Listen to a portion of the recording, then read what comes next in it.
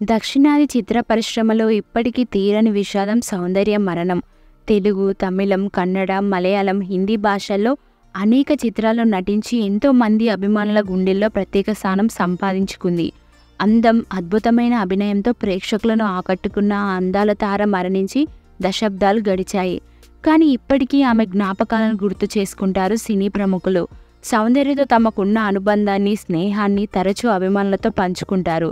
దశాబ్దాల పాటు సినీ పరిశ్రమలో అగ్ర కథానాయికగా ఓ వెలుగు వెలిగిన సౌందర్య మరణం ఇప్పటికీ చేదు నిజం. వివాదాలకు దూరంగా తన సింప్లిసిటీతో కూడా ఆర్టిస్టుల మనసు గెలుచుకుంది. కానీ అనుకోని సంఘటనతో ఈ లోకం నుంచి దూరం అయింది. తాజాగా సౌందర్య మరణంపై Sandalwood senior hero Ramesh Aravind ఆసక్తికర వ్యాఖ్యలు చేశారు.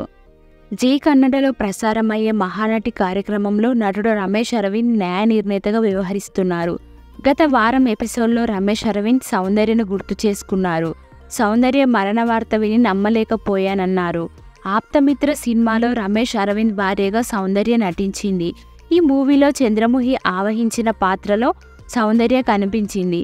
రమేష్ మాట్లాడుతూ ఆప్తమిత్ర షూటింగ్ సమయంలో క్లైమాక్స్ సన్నివేశాన్ని చిత్రీకరిస్తున్నారు. అప్పుడు రంగోలీలో కమండలం వేశారు. సౌందర్య నటన ఎలా ఉందంటే నాగవల్లి ఆమెలో నిజంగానే ప్రవేశించి ఆ రంగోలీలోకి వెళ్ళిపోయినట్లు అనిపించింది. ఆమె నటనను అందరం అలా చూస్తుండిపోయాం. ఆ తర్వాత తనే వచ్చి డిస్టర్బ్ చేయకు అని వెళ్ళిపోయారు.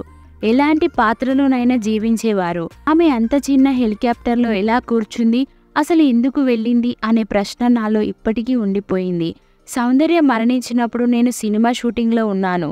ఆమె ఇక లేదు అని వార్తలు వచ్చాయి. నేను నిజంగా నమ్మలేకపోయాను. వెంటనే ఫోన్ చేసినా రిసీవ్ చేసుకోలేదు. ఆ తర్వాత మళ్ళీ ఆమెకు ఫోన్ చేస్తూనే ఉన్నాను. ఈ వార్తలు అవాస్తవమని, ఆమె ఫోన్లో మరొకరితో మాట్లాడుతుందేమో అని పదే కాల్ చేశాను. అయినా స్పందన రాలేదు అంటూ చెప్పుకొచ్చారు.